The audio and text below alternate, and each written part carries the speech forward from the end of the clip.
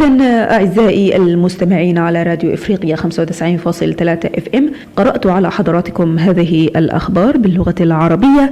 ننتقل منها إلى حسن عبقري لقراءة هذه الأخبار باللغة الصومالية. السلام عليكم ورحمة الله تعالى وبركاته. dhegeystayaal kusoo dhawaada barnaamijka dhacdooyinka qaybtiisa afka Soomaaliga oo aad ka dhageysataan Radio Africa 95.3 MHz. barnaamijka qodobada maanta aad ku maqli doontaan waxaa ka mid noqon doona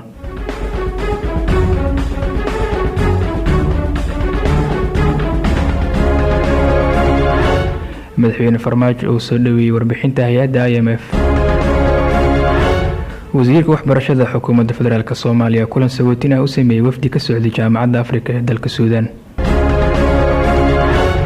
intaasina waxay ahaayeen qodobada barnaamijka dhacdooyinka qaybtiisa afka Soomaaliga u door corona. haatan ku soo dhawaada asagoo fidsan oo aan idin aqrin doono anigoo Xasan Abqari. madaxweynaha jamhuuriyadda federaalka Soomaaliya mudane Maxamed Cabdullaahi Farmaajo ayaa si aad ah u soo dhaweeyay warbixin ay soo saartay hay'adda lacagta adduunka ee IMF, taasi oo lagu sheegay in Soomaaliya ay ku socoto wadadii horumarka. madaxweyne Farmaajo ayaa sheegay in si dhab ah ay u go'an tahay in Soomaaliya ay hore u sii socoto, isagoona soo dhaweeyay warbixinta IMF ee la xiriirta barnaamijka dinafinta Soomaaliya SMP3. wuxuuna intaa ku daray in ay tani ay calaamad u tahay go'aanada iyo dadaalada miradhalka ah ee Soomaaliya ay ku talaabsanayso muddadii koobneyd. mudane Maxamed Cabdullaahi Farmaajo ayaa sidoo kale sheegay in dowladda federaalka Soomaaliya ay ka sii shaqayn doonto dadaalada ay ugu jirto hagaajinta hanaanka maaliyadeed ee dalka si bulshada loo gaarsiiyo guulo horumarineed.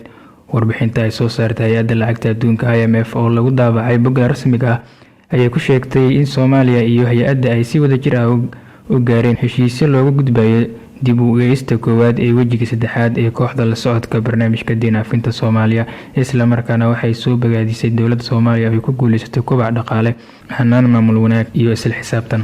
wasiirka waxbarashada xukuumadda federaalka Soomaaliya kulan sagootin ah u sameeyay wafdi ka socday jaamacadda Afrika ee dalka Suudaan. wasiirka waxbarashada hidaha iyo tacliinta sare xukuumadda federaalka Soomaaliya Cabdullaahi Goodax Barre ayaa kulan sagootin ah ugu sameeyay magaalada Muqdisho gudoomiye ku-xigeenka jaamacadda Afrika ee dalka Suudaan.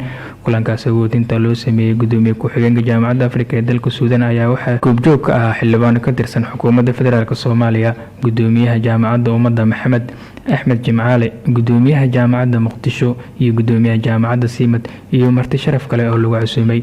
kulanka intuu socday waxaa looga hadlay xoojinta xiriirka waxbarasho ee u dhaxeeya Soomaaliya iyo Suudaan iyo sidii la isaga kaashan lahaa kor u qaadista waxbarashada.